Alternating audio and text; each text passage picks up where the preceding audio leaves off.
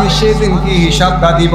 আজকে সন্তানের জন্য আমি চুরি করি, আজকে সন্তানের জন্য আমি ডাকাতি করি, আজকে সন্তানের জন্য কত মিথ্যা কথা বলে টাকা আদায় করি, আজকে সন্তানের জন্য আমি কত ভাইয়ের খারাপ কাজ করি। এই দুনিয়ার মুসলমান, হাসরের ময়দানে সন্তান কোনো কাজে আসবে না। ও দুনিয়ার মুসলমান, যেই সন্তান লালন পালন করার জন্য কত টাকা পয়সা চুরি করে আনলাম, ডাকাতি করে আনলাম, ছিনতাই করে আনলাম, সেই দিন হাসরের ময়দানে আমার সন্তানগুলো আমার কাজে আসবে না। আমার নিজের হিসাবটা আমি নিজে দিতে হবে। আর যদি আমি 5 ওয়াক্ত নামাজ পড়িলাম, ওই মাওলাকে যদি আমি খুশি করে যাই, আমি মাওলাকে যদি খুশি করে যাই, তাহলে আমি কবরটার মধ্যে যাইতে দেরি।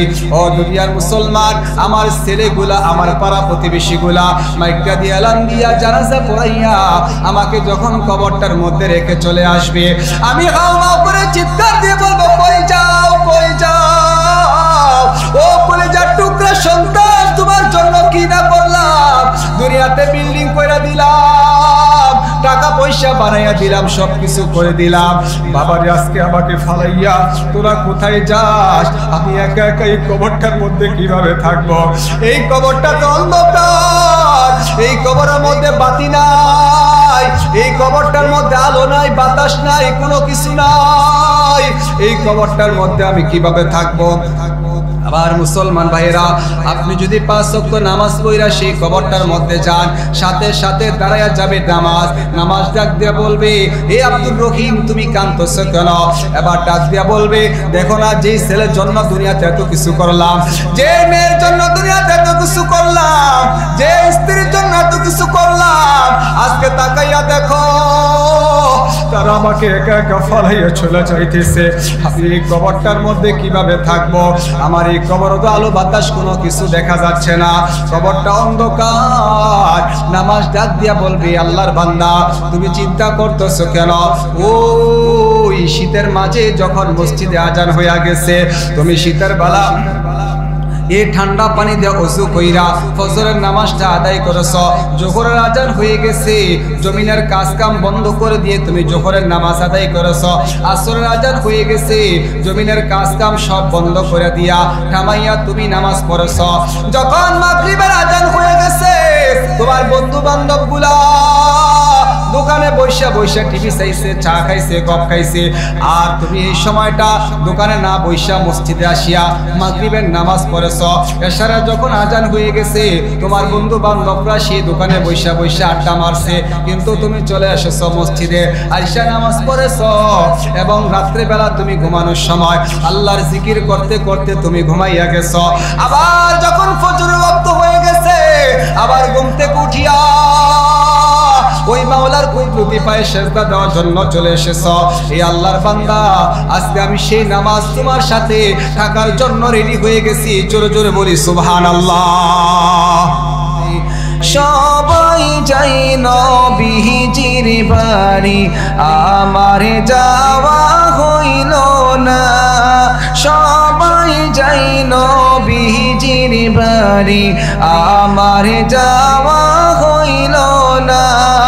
দয়াল নবীর রোজা শরীফ আমার দেখা হইল না। মায়ার নবীর রোজা শরীফ আমার দেখা হইল না। সবাই যাই নবীজির বাড়ি, আমার যাওয়া হইল না। সবাই যাই নবীজির বাড়ি, আমার যাওয়া হইল না। মদিনা যাইতে মন চাইতো, চায় না? আপন আপন কররে মন,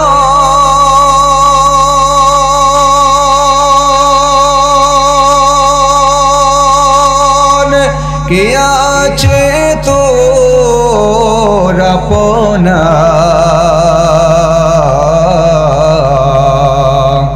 আপন মানুষ যিনি হবেন, শুয়ে আছেন মদিনা, বহু দূরে মদিনা, আমরা কেমনে যাব জানি না।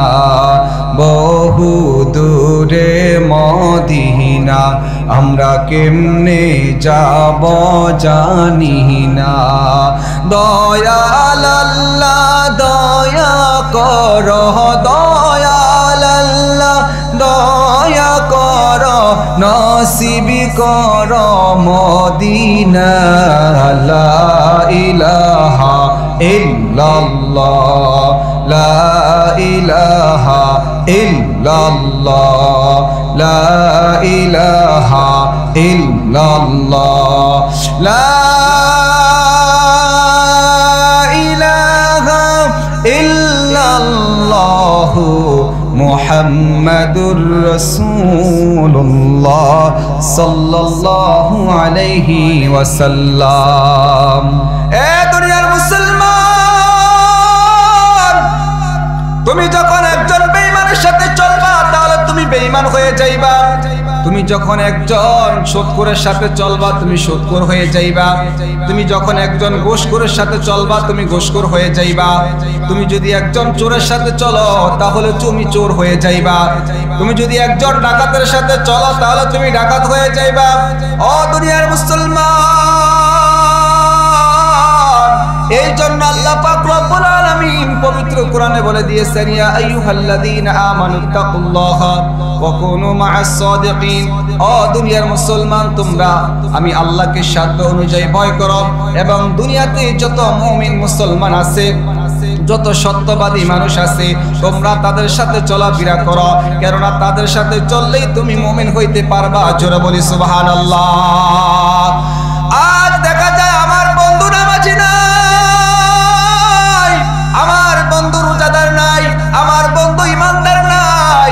আমি একজন চলি মদখোরের সাথে, আমি একজন চলি বেনামাজির সাথে, আমি একজন চলি ডাকাতের সাথে, আমি একজন চলি ইয়াবাখোরের সাথে, আমি একজন চলি দুনিয়াতে যারা মদ পান করে তাদের সাথে। এ দুনিয়ার মুসলমান, এই কবরটার মধ্যে তুমি একা একা যাইতে হবে। এই কবরটার মধ্যে তোমার মদখোর বন্ধু যাবে না, এই কবরের মধ্যে জেনাখোর বন্ধু যাবে না, এই কবরের মধ্যে সুদখোর বন্ধু যাবে না, এই কবরের মধ্যে বেনামাজি বন্ধু যাবে না। এই কবরটার মধ্যে যাবে একমাত্র আমল। কথা বলেন ঠিক কিনা? ও দুনিয়ার মুসলমান, এমন একটা মাহফিল সাজাইয়া তুমি ঘরের ভিতরে কিভাবে বসে রইলা? তুমি তো ঘরের ভিতরে বসে থাকার কথা না। তুমি যদি মুসলমান হয়ে থাকো, তুমি যদি আল্লাহর উপর ঈমান এনে থাকো, আজকে তুমি দৌড়ে জান্নাতের বাগানের মধ্যে আসতা। কথা বলেন ঠিক কিনা? এটা কেমন জান্নাতের বাগান রে ভাই? এটা কেমন জান্নাতের বাগান? আমরা যেই কয়জন মানুষ এই বাগানের মধ্যে বসে আছি, আমাদের চতুর্দিক দিয়া আল্লাহর রহমতের ফেরেশতারা একের পর এক যাইতে যাইতে আল্লাহ তাআলার আরশ পর্যন্ত চলে গেছে। যখন এই প্রোগ্রামটা শেষ হয়ে যাবে, সমস্ত ফেরেশতারা দৌড়ে চলে যাবে আল্লাহ তাআলার কাছে, যায় বলবে, আল্লাহ, রানীগাছ গ্রাম থেকে আমরা এসেছি। আল্লাহ তাআলা জানা সত্য বলবে, তোমরা কেন এসেছো? বলবে যে, আল্লাহ, ওই গ্রামের মধ্যে একটা ওয়াজ মাহফিল হয়েছে, এই মাহফিলের মধ্যে বসিয়া বসিয়া আপনার কিছু বান্দা আরামের ঘুমটা হারাম করিয়া আপনার দিনের কথা শুনেছে। তারপরে বলবে, তারপরে কি করেছে? আপনার বান্দারা এই জায়গার মধ্যে বসে বসে চোখের পানি ফালাইয়া আপনার কাছে দোয়া করেছে। তারা জাহান্নাম থেকে বাঁচতে চায়, তারা জান্নাত চায়। আল্লাহ পাক রব্বুল আলামিন বলবে, তারা কি আমার জাহান্নাম দেখেছে? কয় না, তারা জাহান্নাম দেখে নাই। কয় তারা কি আমার জান্নাত দেখেছে? কয় না, তারা জান্নাতও দেখে নাই। আল্লাহ পাক রব্বুল আলামিন ডাক দিয়া বলবে, ও ফেরেশতারা, তোমরা সাক্ষী থাকো, এই প্যান্ডেলের ভিতরে যতগুলা মানুষ ছিল আমি আল্লাহ তাদের সমস্ত গুনাহগুলা মাফ করে দিলাম। জোরে বলি সুবহানাল্লাহ। আমার ভাইয়েরা, এবার আলোচনার মধ্যে চলে যাই। আমরা দুনিয়াতে যতটুকু সময় থাকবো জিকির করার দরকার আছে নাকি নাই? আরো জোরে বলেন, জিকির করার দরকার আছে নাকি নাই? জিকির করলে কি লাভ? আল্লাহ রাসূল সাল্লাল্লাহু আলাইহি সাল্লাম বলেছেন, যখন উম্মতগুলা আল্লাহ পাক রব্বুল আলামিনকে সুন্দর করে একটা ডাক দেয়, আল্লাহু আকবার, আল্লাহু আকবার বলে ডাকে, এই ডাকটা নিয়া ফেরেশতারা আল্লাহ তাআলার কাছে যায়। আল্লাহ তাআলা জানা সত্ত্বেও ফেরেশতাকে জিজ্ঞেস করো, ফেরেশতা কোথায় থেকে এসেছো, কি নিয়ে এসেছো? ফেরেশতারা ডাক দিয়া বলে, আল্লাহ আপনার বান্দারা আপনাকে আল্লাহু আকবার বলিয়া ডাক দিয়েছে। আল্লাহ পাক রব্বুল আলামিন জানা সত্ত্বেও বলবে, ও ফেরেশতা আল্লাহু আকবার বলার শব্দের অর্থ কি আমার বান্দারা জানে? আল্লাহ পাক রব্বুল আলামিনের সেই কথায় ফেরেশতারা বলবে, আল্লাহ আপনার বান্দারা অবশ্যই জানে। কি জানে? আপনার বান্দারা বলেছে আল্লাহু আকবার, আপনি সবচেয়ে বড়। জোরে বলি সুবহানাল্লাহ। আপনি সবচেয়ে বড়, আপনি সবচেয়ে বড়, আপনি সবচেয়ে বড়। আল্লাহ পাক রব্বুল আলামিন ফেরেশতাদেরকে বলবে, ও ফেরেশতারা আমার বান্দারা যদি বলে আমি সবচেয়ে বড়, আমার বান্দারা বলল আমি বড়, আমার বান্দারা না বলল আমি বড়। এবার আল্লাহ পাক রব্বুল আলামিন ফেরেশতাদেরকে ডাক দিয়া বলবে, ও ফেরেশতারা এখন আমার কি কাজ? এবার ফেরেশতারা বলবে, আল্লাহ আপনি তো বলেছেন ফাযকুরুনি আযকুরুকুম ওয়াশকুরুনি ওয়ালা তাকফুরুন। আল্লাহ আপনি নিজে বলেছেন ফেরেশতারা যদি আপনাকে একবার ডাক দেয় আপনি বান্দা ডাকের সাড়া দিবেন। এবার আল্লাহ পাক রব্বুল আলামিন বললেন, ও ফেরেশতা যাও যাও যাও, আমি আমার বান্দা দুনিয়ার জমিনে সবার কাছে বড় করে দিলাম। জোরে বলি সুবহানাল্লাহ। তাহলে আমরা যে আল্লাহু আকবার ডাকটা দিই, এই ডাকটা দিলে আল্লাহ তাআলাকে বড় করলাম, আল্লাহ তাআলা দুনিয়াতে আমাকে বড় করে দিবেন। কথা বলেন ঠিক কিনা?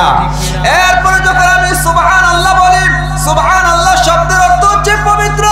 আমি যখন সুবহানাল্লাহ সুবহানাল্লাহ বলে যখন আল্লাহকে ডাক দেই, ও দুনিয়ার মুসলমান, এই সুবহানাল্লাহ শব্দটা নিয়া আল্লাহ তাআলার কাছে ফেরেশতারা চলে যায়।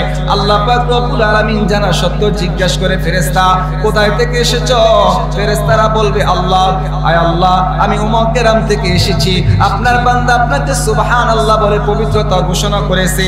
এবার আল্লাহ পাক রব্বুল আলামিন ডাক দিয়া কয়, ও ফেরেশতা আমার বান্দা যদি আমাকে পবিত্র বলে তারপর আমি পবিত্র, পবিত্র না বললো আমি আল্লাহ পবিত্র। ও বান্দা আমার বান্দা যখন আমাকে পবিত্র ঘোষণা দিয়েছে, আমি আল্লাহ পাক রব্বুল আলামিন আমি দুনিয়ার জমিনে আমি আমার বান্দাকে পবিত্রতা ঘোষণা করে দিলাম। কিভাবে পবিত্রতা ঘোষণা করেছে? আল্লাহ তাআলা বলবে, ও ফেরেশতা যাও যাও যাও, আমি আমার বান্দার যত গুনাহগুলো আছে সব গুনাহগুলো maaf করে দিয়ে আমি আমার বান্দাকে পবিত্র বানিয়ে দিলাম। জোরে বলি সুবহানাল্লাহ। আমার মুসলমান ভাইরা, তারপর আল্লাহ পাক রব্বুল আলামিনের কাছে যখন বান্দা আলহামদুলিল্লাহ বলে শুকরিয়া আদায় করে, এই আলহামদুলিল্লাহ শুকরিয়াটা নিয়ে চলে যায়। আল্লাহ পাক রব্বুল আলামিন জানা সত্ত্বেও তারপরে বলে, আমার বান্দা আমার জন্য কি করেছে? কয় আল্লাহ আপনার বান্দা আপনার প্রশংসা আদায় করেছে। আমার মুসলমান ভাইয়েরা, আল্লাহ পাক রব্বুল আলামিন তারপরে ফেরেশতাদেরকে ডাক দিয়ে আগের মতন বলে দিবে, যাও আমার বান্দা যখন আমার প্রশংসা আদায় করেছে আমিও আমার বান্দার প্রশংসা আদায় করে দিলাম, আমিও দুনিয়ার জমিনে আমার বান্দাকে আমি প্রশংসিত করে দিলাম। জোরে বলি সুবহানাল্লাহ। আমার মুসলমান ভাইয়েরা, তাহলে জিকির করার দরকার আছে নাকি নাই? আল্লাহ রাসূল সাল্লাল্লাহু আলাইহি সাল্লাম বলেছেন, মান সাল্লা আলাইয়া ওয়াহিদাতান সাল্লাল্লাহু আলাইহি আশরা। যদি কোন মানুষ আমার উপরে একবার দুরূদ পড়ে তাহলে আল্লাহ তাআলা তার উপরে 10টি রহমত নাজিল করেন। কয়টি? আরো জোরে বলেন কয়টি? 10টি রহমত নাজিল করেন। তাহলে দুনিয়াতে আমরা চলাফেরা করতে গেলে রহমতের দরকার আছে নাকি নাই? আল্লাহ তাআলা রহমত ছাড়া দুনিয়াতে কোনো মানুষ বাঁচতে পারবে না। কথা বলেন ঠিক কিনা? আল্লাহ তাআলা রহমত ছাড়া দুনিয়ার কোনো মানুষ চলতে পারবে না। আল্লাহ তাআলা রহমত ছাড়া কোনো মানুষ একাই চলতে পারবে না।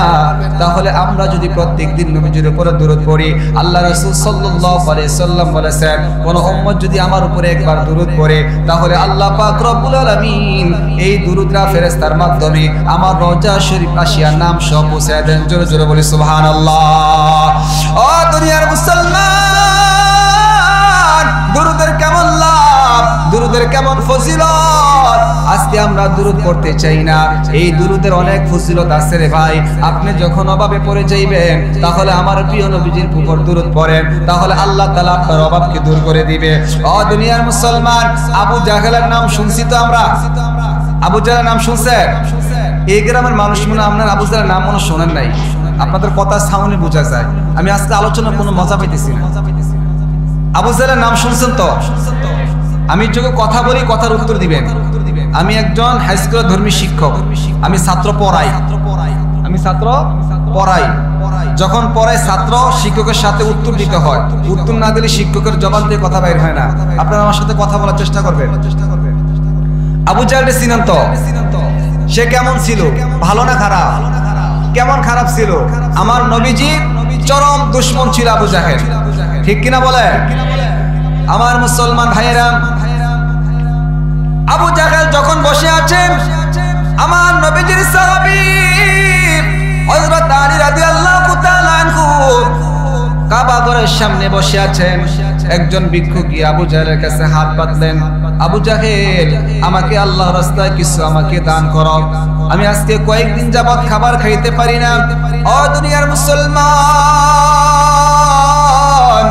আবু জাহেল বলল, ওই দেখো কাবা ঘরের সামনে বিশাল বড় একটি দানবীর বসে আছে, তুমি তার কাছে যাও, তার কাছে যাইয়া হাত পাতো। যখন তার কাছে হাত পাতবা দেখবা তোমাকে কখনো সে খালি হাতে ফিরাবে না। ও আমার পর্দার আড়ালের মা বোনেরা, আপনারা মনোযোগ সহকারে কথাগুলো শুনেন। এবার আবু জাহেল যখন ভিক্ষুকে যখন আলীর কাছে পাঠিয়ে দিলেন, এবার আলীর কাছে যাইয়া দুইটা হাত পাতলেন, ও আলী, আমি আজকে কয়েকদিন যাবত খাবার খাইতে পারি না, আমার চুলায় আগুন জ্বলে না, তোমার কাছে যদি কিছু থাকে আমাকে আল্লাহর রাস্তায় দাও। ও দুনিয়ার মুসলমান, এবার আলী রাদিয়াল্লাহু তাআলা চিন্তায় পড়ে গেলেন, এই মুহূর্তে আমার কাছে কোনো কিছু নাই, আমি কিভাবে তাকে সাহায্য করব? ও দুনিয়ার মুসলমান, আবু জাহেল পাঠিয়ে দিলেন আলীর কাছে। এবার আলী রাদিয়াল্লাহু তাআলা ভিক্ষুককে বললেন, তোমার হাত দুইটা মুষ্টি করো।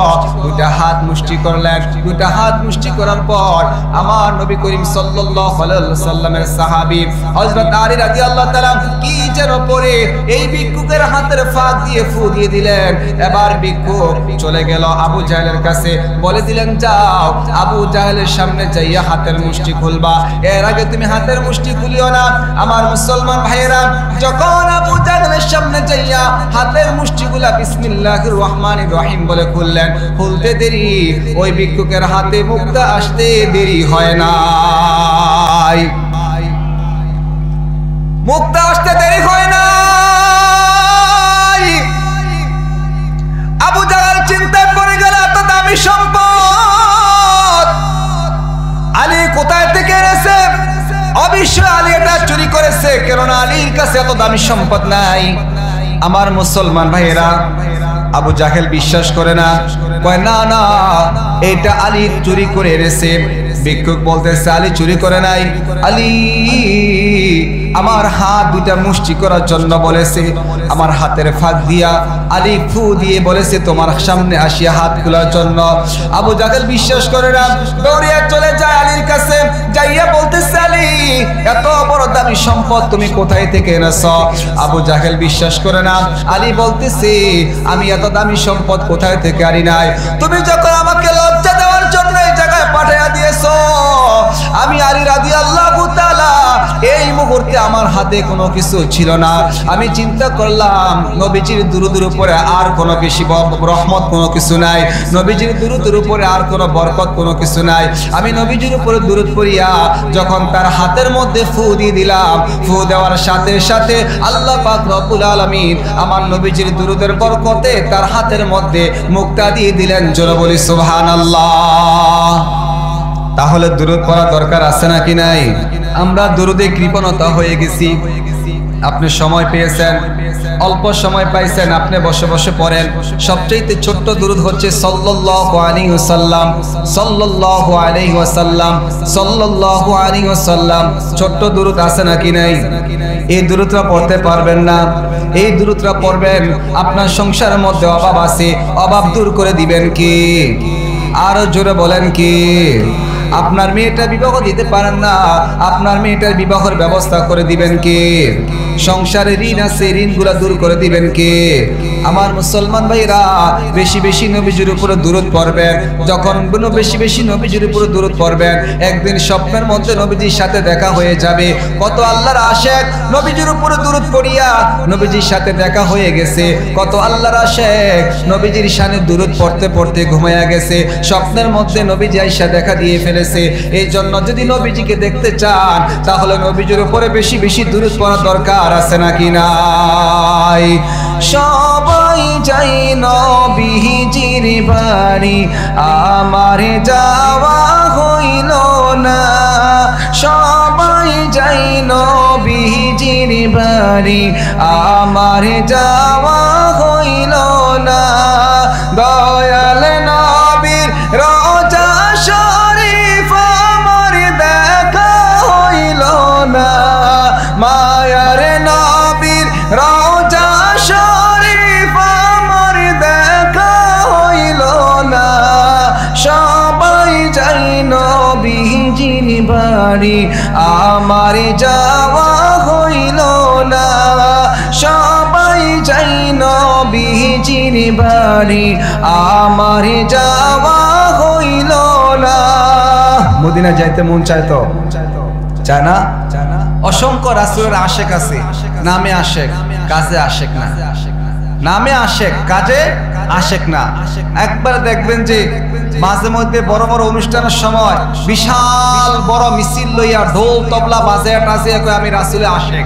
আসলে তারা রাসূলের আশেক না, তারা হচ্ছে রাসূলের দুশমন। কথা বলা ঠিক কি না? এরা কখনো রাসূলের আশেক হতে পারে না। রাসূলের আশেক হবে তার লেবাস থাকে সুন্নতি লেবাস, তার মধ্যে নামাজ থাকবে, তার মধ্যে রোজা থাকবে, তার মধ্যে নবীজির সমস্ত আদর্শ থাকবে। কথা বলেন ঠিক কি না? অসংখ্য রাসূলের আশেক আছে, তার নামাজ নাই, তার রোজা নাই, তার হজ নাই, তার যাকাত নাই, খায় সুদ, খায় ঘুষ। এই মানুষটা বড় গলা কথা বলে আমি রাসূলের আশেক। কথা বলেন ঠিক কি না? এরা কখনো রাসূলের আশেক হইতে পারে না। রাসূলের আশেক হওয়া তো সহজ না। আল্লাহর নবীর একজন সাহাবী আমার নবী করিম সাল্লাল্লাহু আলাইহি সাল্লাম বিবাহের বাজার করার জন্য বাজারে পাঠাইলেন। যাও, তোমার বিবাহ ঠিক হয়ে গেছে, তুমি বাজারে যাও, বিবাহের বাজার করো যাইয়া।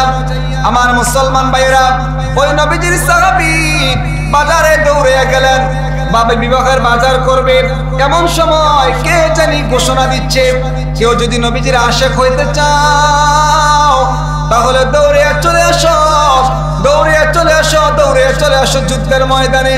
এই কথা শুনিয়া কালো সাহাবী আর দেরি করলেন না, বিবাহের বাজার বাদ দিয়া সাথে সাথে চলে আসলেন যুদ্ধের ময়দানে। কালো একটা পোশাক কিনিয়া, তলোয়ার একটা কিনিয়া যুদ্ধের ময়দানে শামিল হয়ে গেলেন। যুদ্ধ করতেছে, যুদ্ধ করতেছে, সমস্ত চেহারাটা ঢাকা, শরীরটা ঢাকা, ঢাকা রাখছে। কেউ সাহাবী চিনে না তাকে, এটা কি ফেরেশতা না মানুষ নাকি জিন, কেউ তাকে চিনে না। ও দুনিয়ার মুসলমান, যখন যুদ্ধ করতেছে করতেছে একজন সাহাবী দৌড়িয়ে চলে গেলেন আমার নবীজির কাছে যাইয়া বলতেছি, ইয়া রাসূলুল্লাহ, ও ইয়া হাবিবাল্লাহ, নবী গো, আজ আমাদের সাথে একজন ফেরেশতা নামিয়ে যুদ্ধ করতেছে। আমার নবীজি বলতেছে, ও সাহাবীরা, ফেরেশতারা কখনো প্রকাশ্যে যুদ্ধ করতে আসে না। আমার নবীজি দৌড়িয়ে গেলেন, দেখতেছে কালো পোশাক পরিয়া, আমার নবীজি দেখতেছে কালো পোশাকটা পরিয়া এইভাবে কাফেরের সাথে যুদ্ধ করতেছে। কিছুক্ষণ পর একজন কাফের তাকে একটা তীর মারলেন, তীরটা এদিক দিয়ে ঢুকিয়া পিছন দিক দিয়ে বাইর হয়ে গেলেন। সাহাবী সাথে সাথে জমিনে পড়ে গেলেন। ও দুনিয়ার মুসলমান, দৌড়ে আমার নবীজি চলে গেছে, যাইয়া দেখতেছে আমার নবীজির সাহাবী যাকে বিবাহের বাজার করার জন্য পাঠাইলেন। ও দুনিয়ার মুসলমান, আমার নবীজি ডাক দিয়া তাকে হাতে কোলে নিয়া এইভাবে কোলের মধ্যে বসাইয়া মাথাটা হাতের মধ্যে রাখিয়া বলতেছে, সাহাবী, তোমাকে না বিবাহের বাজার করার জন্য পাঠাইলাম, তাহলে তুমি যুদ্ধের ময়দানে কেন? এবার সাহাবী ডাক দিয়া বলতেছে, ইয়া রাসূলুল্লাহ, ও ইয়া হাবিবাল্লাহ, নবী গো, আমি যখন বিবাহের বাজার করার জন্য গেলাম, কে জানি ডাক দিয়া কয়, কেউ যদি আশিক রাসূল হইতে চাও তাহলে দৌড়িয়া যুদ্ধের ময়দানে শামিল হও। ইয়া রাসূলুল্লাহ, এর বিবাহের বাজার আমার, আমি দৌড়িয়া চলে আসলাম। কই কালো পোশাক পরছো কেন? কই সব সাহাবীরা জানে আমি বিবাহের বাজার করার জন্য এসেছি। ইয়া রাসূলুল্লাহ, যদি আমি এখন কালো পোশাকটা না পরি, আমার চেহারাটা যদি আমি না ঢাকি, তাহলে আমাকে চিনে ফেলবে, আমাকে যুদ্ধের ময়দানে শামিল হইতে দিবে না। ইয়া রাসূলুল্লাহ, আপনি বলুন তো আমার নামটা আশিক রাসূলের কাতার মধ্যে নাম উঠছে কিনা? আমি আর আপনি আশিক রাসূল কেমনে? নামাজ নাই, রোজা নাই, হজ নাই, জাকাত নাই, নবীর কোন সুন্নত নাই, ফরজ নামাজ পড়ি, জুমার দিন শুধু ফরজটা পড়ে চলে আসি, আছে নাকি নাই? কথা বলেন, আছে নাকি নাই?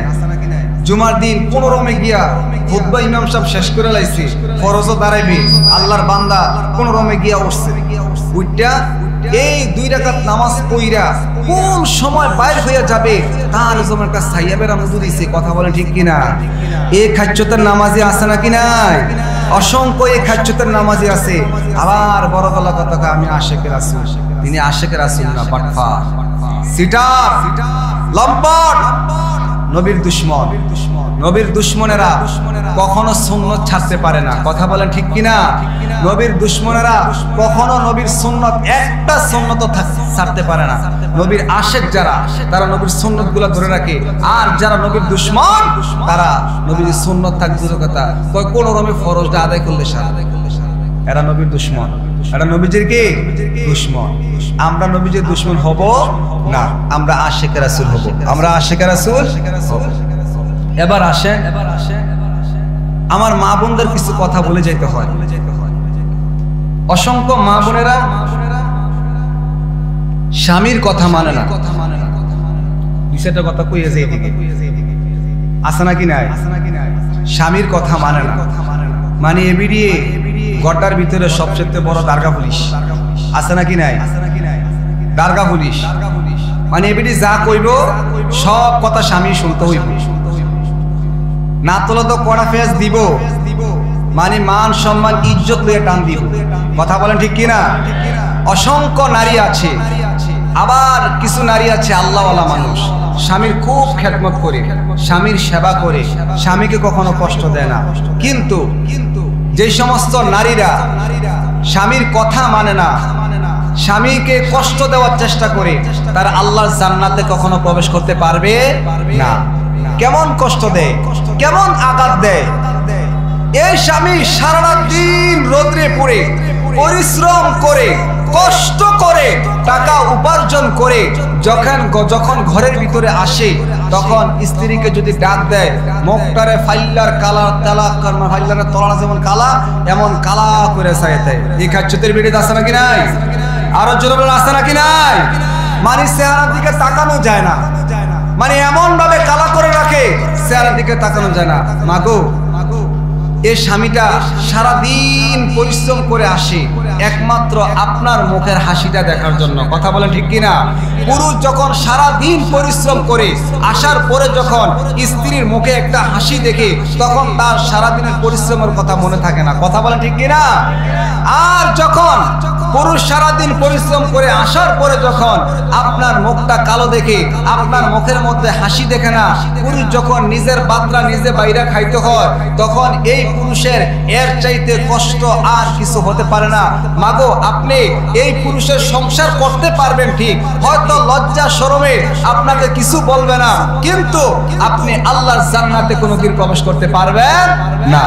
স্বামীকে কিভাবে খুশি রাখা যায়? স্বামী সারাদিন পরিশ্রম করে আসছে, স্বামীকে আপনি গোসলের ব্যবস্থা করে দিবেন, স্বামীকে আপনার কাপড়ের আঁচল দিয়ে তার ঘামগুলা মুছে দিবেন, তাকে খানা রেডি করে রাখবেন, তখন না স্বামীর মন থেকে দোয়া আসবে।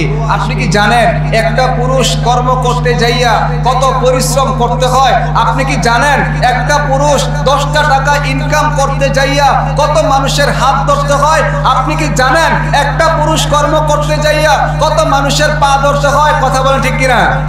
কত মানুষের কাছে যাইয়া বলেছে, ভাই আমাকে আজকে একটা কাজ দিও। যদি ঘরের ভিতরে অভাব থাকে, তারপরে কে বলে, ভাই আমার সংসারে অভাব, আমার সংসারে টাকা পয়সা নাই, আমার ছেলে মেয়েগুলা না খেয়ে আছে, আমাকে একটা কাজের ব্যবস্থা করে দাও। আমার ছেলে মেয়েগুলা, আমার বিবি বাচ্চাগুলা না খেয়ে আছে, তাদের রিজিকের ব্যবস্থা করতে হবে, তাদের খানার ব্যবস্থা করতে হবে। কথা বলেন ঠিক কিনা? কত পরিশ্রম করে। এই যে প্রবাসের ভাইরা, প্রবাসীটি আরো বেশি ঝামেলা। এ প্রবাস সারাদিন পরিশ্রম কইরা রাত্রেবেলা যখন আসে, স্ত্রীর সাথে একটু মোবাইলে কথা বলে, এখানে অনেক রাগারাগি, আছে নাকি নাই?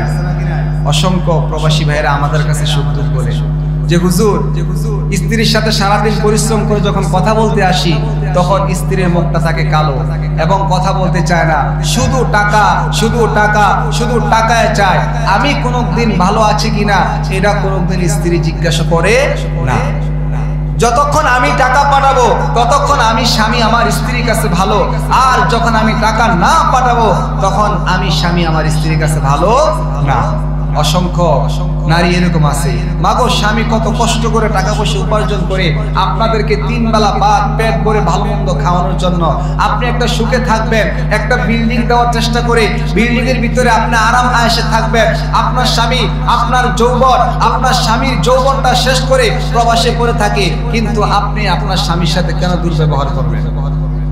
এই কাজগুলো কখনো করা যাবে না, এই কাজগুলো করা যাবে কখনো করা যাবে না। স্বামীর যত সেবা করবেন, স্বামীর যত খেদমত করবেন, তত রহমত দিবেন কে? আরো জোরে বলেন কে? আল্লাহ। কিন্তু না, এটা করতো না। স্বামীর লগে যত দুর্ব্যবহার আছে ওইটা করতে শিখে। গোমাগো ফারার আমার বান্ধবীর জামাইদি বিদেশ থাকে, এক বুড়ি স্বর্ণ দিয়া কানের জিনিস বানাই দিছে, গলার নেকলেস বানাই দিছে, তোমার কাছে বিয়া বইয়া আমি কি পাইছি? এই খাদ্যতের বেড়ে আছে নাকি নাই?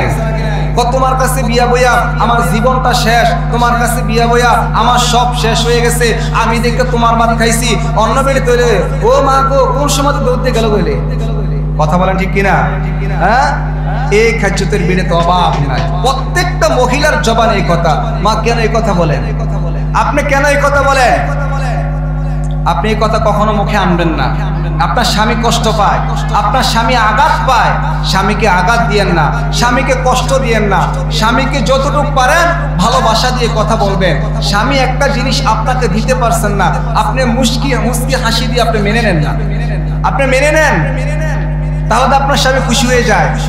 বলেন আজকে পারছেন না, আগামীকাল দেন। আপনার স্বামী চেষ্টা করে আপনাকে সবসময় ভালোভাবে রাখার জন্য। আপনার স্বামী বিভিন্ন জায়গায় ঘুরে, বিভিন্ন মানুষের বউ আপনার স্বামীর চোখে পড়ে, আপনার স্বামীরও মনটা চায় যে আপনাকে ভালো কিছু দেওয়ার জন্য। প্রত্যেকটা স্বামী কেলাম চেষ্টা করে তার স্ত্রীকে সৌন্দর্যভাবে রাখার জন্য। কথা বলেন ঠিক কিনা? কোন স্বামী তো এই চেষ্টা করে না যে তার স্ত্রীকে নোংরা ভাবে রাখো, কাপড় চোপড় না দিয়ে রাখো, ফেত্তির মতন রাখো। এরকম অবস্থা তো কোনো স্বামী চায় না। প্রত্যেকটা স্বামী চায় আমার স্ত্রী কালো হোক, তারপরে যদি আমার স্ত্রী স্মার্ট হয়ে চলে। কথা বলেন ঠিক কিনা? এজন্য আমার মা বোনদেরকে বলবো স্বামীর সাথে সুন্দর ব্যবহার করবেন, নবী করিম সাল্লাল্লাহু আলাইহি সাল্লামের আদর্শ মানবেন। আল্লাহ রাসূল সাল্লাল্লাহু আলাইহি সাল্লাম বলেছেন যে তোমরা যদি আমার আদর্শের মধ্যে ঢুকে যাও তাহলে তোমরা আল্লাহর জান্নাতে যাইতে দেরি হবে না। প্রিয় ভাইরা আমার, আল্লাহ পাক রব্বুল আলামিন পবিত্র কোরআনে একটি আয়াত নাযিল করেছেন, ومن يطع الله والرسول فأولئك مع الذين أنعم الله عليهم من النبيين والصديقين والشهداء والصالحين وحسن أولئك رفيقا। আল্লাহ পাক রব্বুল আলামিন এই আয়াত দ্বারা ঘোষণা দিয়েছেন, ও ঈমানদার বান্দা বান্দীগণ, তোমরা আমি আল্লাহর আনুগত্য করো এবং আমার প্রিয় নবীজির আনুগত্য করো। তোমরা যদি আমার প্রিয় নবীজির আনুগত্য করো তাহলে আমি তোমাদের জন্য একটা পুরস্কার রেখে দিলাম। তোমাদের জন্য কি পুরস্কার রেখে দিলাম? আল্লাহ পাক রব্বুল আলামিন বলেছেন, ও বান্দা আমি তোমাদের জন্য এমন একটা পুরস্কার রেখে দিয়েছি, কাল কিয়ামতের ময়দানে হাশরের মাঠ যখন অনুষ্ঠিত হয়ে যাবে, আমি আল্লাহ পাক রব্বুল আলামিন আমার নবী রাসূলগণকে, আমার শহীদগণকে, আমার সত্যবাদী মুমিন বান্দাদেরকে আমি আরশের নিচে ছায়া দিয়ে রাখবো। ওই বান্দাদের উপর কখনো সূর্যের ছায়া পড়বে না, ওই বান্দাদের উপর সূর্যের আলো পড়বে না। সূর্যের তাপ কি জিনিস আমার সেই বান্দারা কখনো বলতে পারবে না। তোমরা যদি আমার নবীজির অনুসরণ করে আসো তাহলে দুনিয়াতে আমি আল্লাহ পাক রব্বুল আলামিন তোমাকে সুখে শান্তিতে রাখবো। এখন যখন তোমরা কবরে আসবা আমি আল্লাহ পাক রব্বুল আলামিন কবরে তোমাদেরকে সুখে রাখবো। তোমরা যখন হাশরের ময়দানে উঠবা আমি আল্লাহ পাক রব্বুল আলামিন তোমাদেরকে হাশরের ময়দানে আমার নবী রাসূলগণের সাথে রাখবো, আমার শহীদগণের সাথে রাখবো, আমার সত্যবাদী মুমিন বান্দাদের সাথে রাখবো। যখন হাশরের কায়াম শেষ হয়ে যাবে মিজানের পাল্লার মধ্যে তোমাদের টেনশন করতে হবে না, ফুলসিরাতের পুলের মধ্যে তোমাদের টেনশন করতে হবে না। ও দুনিয়ার মুসলমান, আমরা এমন আশিক রাসূল হইছি আজ আমরা নবীজিকে অনুসরণ করতে পারি না, নবীজির কথাগুলো আমরা মানতে পারি না। এই দুনিয়ার মুসলমান মসজিদে আজান হয়ে গেলে আমরা কখনো নামাজ পড়তে যাই না। এমন মুসল্লি আছে সপ্তাহে একবার নামাজ পড়তে যায়, এমন মুসল্লি আসছে মাসে একবার নামাজ পড়তে যায়। এই দুনিয়ার মুসলমান আল্লাহ পাক রব্বুল আলামিন কি সুন্দর একটা বাক্য দিয়ে আমাদেরকে ডাকেন। মুয়াজ্জিন সাহেব কত সুন্দর করে ডাকে, আল্লাহু আকবার, আল্লাহু আকবার, আল্লাহ সবচেয়ে বড়, আল্লাহ সবচেয়ে বড়, আল্লাহু আকবার, আল্লাহু আকবার, আল্লাহ সবচেয়ে বড়, আল্লাহ সবচেয়ে বড়। মুয়াজ্জিন সাহেব তারপর ডাকতে আশহাদু আল্লা ইলাহা ইল্লাল্লাহ, আশহাদু আল্লা ইলাহা ইল্লাল্লাহ। আল্লাহ ছাড়া কোনো মাবুদ নাই, আল্লাহ ছাড়া কোনো মাবুদ নাই। সর্বপ্রথম বলেছেন আল্লাহ সবচেয়ে বড়, আল্লাহ সবচেয়ে বড়। তারপরে বলেছেন আল্লাহ ছাড়া কোনো মাবুদ নাই, আল্লাহ ছাড়া কোনো মাবুদ নাই। আশহাদু আন্না মুহাম্মাদার রাসূলুল্লাহ, আশহাদু আন্না মুহাম্মাদার রাসূলুল্লাহ। তারপরে বলেছেন হযরত মুহাম্মদ সাল্লাল্লাহু আলাইহি সাল্লাম আল্লাহ তাআলার রাসূল। এই কথাটা দুইবার বলেছেন। তারপরে বলে হাইয়া আলাস সালাহ, হাইয়া আলাস সালাহ। ও দুনিয়ার মুসলমান, তোমরা নামাজের জন্য আসো, নামাজের জন্য আসো। হাইয়া আলাল ফালাহ, হাইয়া আলাল ফালাহ। তোমরা কল্যাণের জন্য আসো, কল্যাণের জন্য আসো।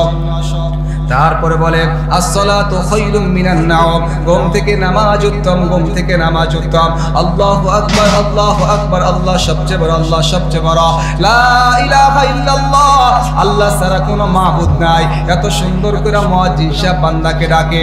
ও দুনিয়ার মুসলমান, এই মুয়াজ্জিন সাহেবের ডাকটা শুনিয়া যদি আমি মসজিদে আসিয়া আল্লাহর কুদরতি পায়ে যদি একটা সেজদা দেই, আল্লাহ পাক রব্বুল আলামিন ওই ফেরেশতাদেরকে ডাক দিয়া বলে, ফেরেশতা আমি যখন বলছিলাম ওয়াইজ ক্বালা রাব্বুকা লিল মালাইকাতি ইন্নী জাঈলুন ফিল আরদি খলিফা, ও ফেরেশতারা তোমরা নিষেধ করেছিলা দুনিয়াতে আমি খলিফা সৃষ্টি করতে, কিন্তু আমি আল্লাহ পাক রব্বুল আলামিন খলিফা সৃষ্টি করেছিলাম।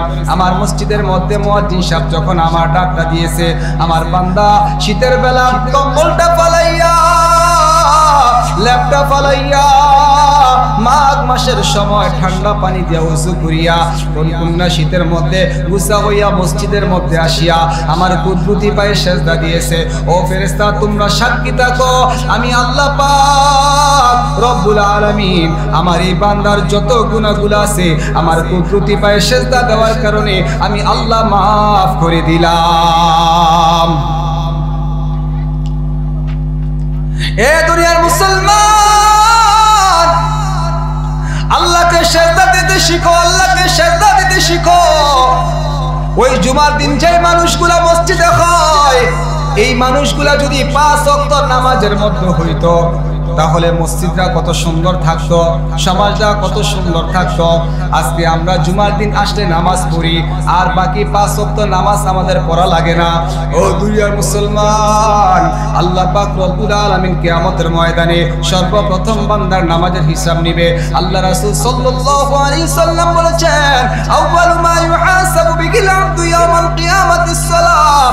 কিয়ামতের দিন আল্লাহ পাক রব্বুল আলামিন সর্বপ্রথম বান্দার নামাজের হিসাব নিবে। ও দুনিয়ার মুসলমান, তাহলে কিয়ামতের মাঠে যদি আবার নামাজের হিসাবটা খারাপ হয়ে যায়, ও দুনিয়ার মুসলমান, কিয়ামতের ময়দানে আমার নামাজের হিসাবটা যদি খারাপ হয়ে যায়, আমি আল্লাহর রাস্তায় কিভাবে দাঁড়াবো, আমি আল্লাহর সামনে কিভাবে দাঁড়াবো? আল্লাহ পাক রব্বুল আলামিন ডাক দিয়ে যদি কয়, বান্দা আমি তোমাকে সুন্দর একটা জীবন দিয়েছিলাম, আমি আল্লাহ তোমাকে সুন্দর একটা জবান দিয়েছিলাম, আমি আল্লাহ তোমাকে একটা ব্রেন দিয়েছিলাম, আমি আল্লাহ তোমাকে 2টা কান দিয়েছিলাম, আমি আল্লাহ তোমাকে 2টা হাত দিয়েছিলাম, আমি আল্লাহ তোমাকে 2টা পা দিয়েছিলাম। এই পা দিয়ে হাইটা হাইটা তুমি খারাপ কাজ করেছো, এই পা দিয়ে হাইটা হাইটা তুমি গানের আড্ডার মধ্যে যাইতে পারছো, এই পা দিয়ে হাইটা হাইটা তুমি নেশা কেনার জন্য দোকানে যাইতে পারছো, এই পা দিয়ে হাইটা হাইটা তুমি কত খারাপ কাজ করছো। এই বান্দা আমি আল্লাহ পাক রব্বুল আলামিন দিন তোমাদের মাঝে 5 ওয়াক্ত নামাজ ফরজ করে দিয়েছিলাম। এ বান্দা, প্রত্যেক দিন মুয়াজ্জিন সাহেব 5 বার তোমাকে ডাকছিল, তুমি একটা বারো সাড়া দাও নাই। আমি কি অপরাধ করেছিলাম তোমাকে সৃষ্টি করিয়া?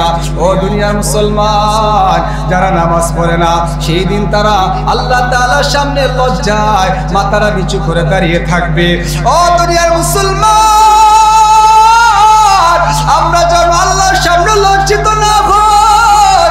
লক্ষ লক্ষ কোটি কোটি মানুষের সামনে দাঁড়াইয়া আমি যদি আল্লাহর কাঠ করে দাঁড়াইয়া যাই, আমি সেদিন কি হিসাবটা দিব? আজকে সন্তানের জন্য আমি চুরি করি, আজকে সন্তানের জন্য আমি ডাকাতি করি, আজকে সন্তানের জন্য কত মিথ্যা কথা বলে টাকা আদায় করি, আজকে সন্তানের জন্য আমি কত ভাইয়ের খারাপ কাজ করি। এই দুনিয়ার মুসলমান, হাসরের ময়দানে সন্তান কোনো কাজে আসবে না। ও দুনিয়ার মুসলমান, যেই সন্তান লালন পালন করার জন্য কত টাকা পয়সা চুরি করে আনলাম, ডাকাতি করে আনলাম, ছিনতাই করে আনলাম, সেই দিন হাসরের ময়দানে আমার সন্তানগুলো আমার কাছে আসবে না। আমার নিজের হিসাবটা আমি নিজে দিতে হবে। আর যদি আমি 5 ওয়াক্ত নামাজ পড়িয়া ওই মাওলাকে যদি আমি খুশি করে যাই, আমি মাওলাকে যদি খুশি করে যাই, তাহলে আমি কবরটার মধ্যে যাইতে দেরি।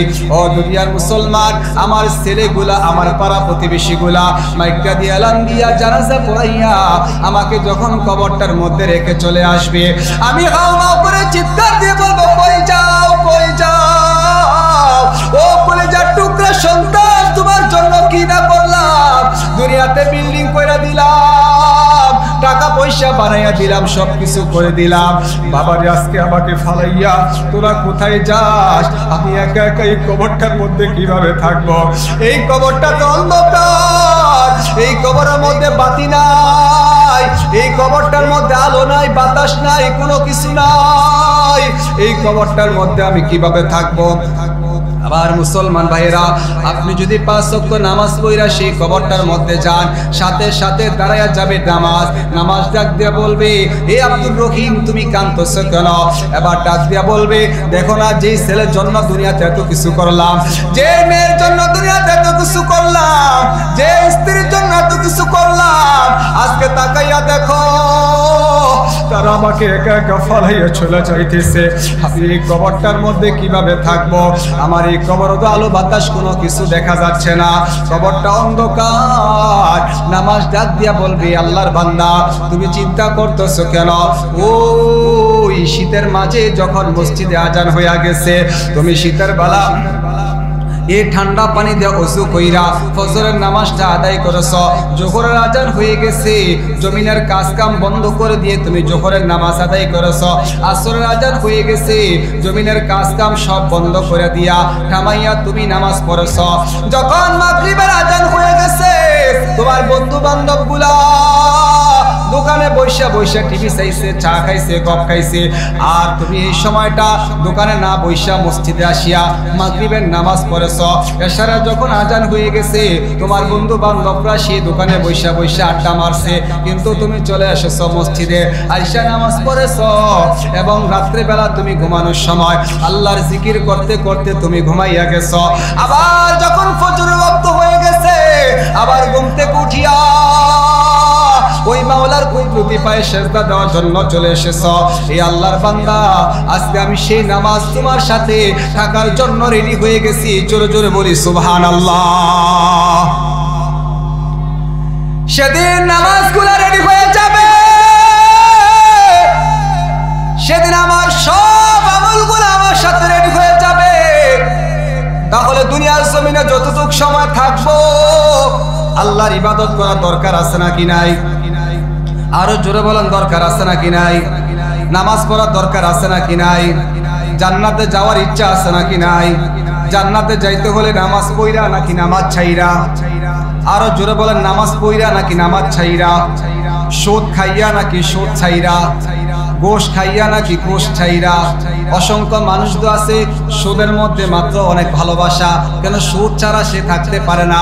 টাকা পয়সা হাওলাতের লাইগে গেলে কয় টাকা পয়সা নাই, যদি সুপে সুপে কানে গানে গিয়া কয় ভাই আপনারে কিছু টাকা দিমু টাকার বদলতে, তারপরে বলে দাঁড়াও আমার তো টাকা নেই, আমার জিয়ের কটা টাকা আছে, এই টাকারে আমি লইয়া। এই খাচ্ছতের মানুষ আছে নাকি নাই?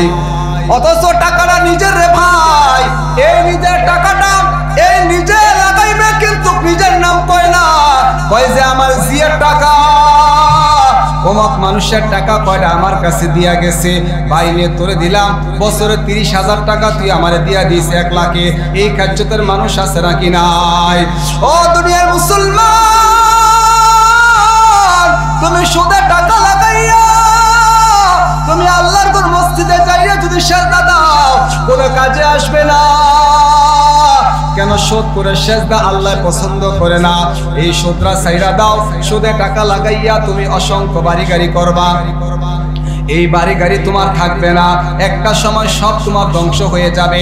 সুদখোর মানুষ দুনিয়াতে কখনো সুখে থাকতে পারে না, কেননা সুদখোর মানুষকে নিজের ঘরের বউ দাম দেয় না। কথা বলেন ঠিক কিনা?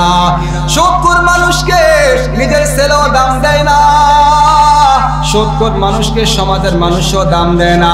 সুদখোর মানুষ যখন মারা যায়, প্রত্যেকটা মানুষ জানাজার মাঠে দাঁড়াইয়া দাঁড়াইয়া কয় এই মানুষটা সুদখোর ছিল, তে সুদে টাকা লাগাইতো, তে সমাজের নাফাক বানিয়ে দিয়া গেছে। কথা বলেন ঠিক কিনা?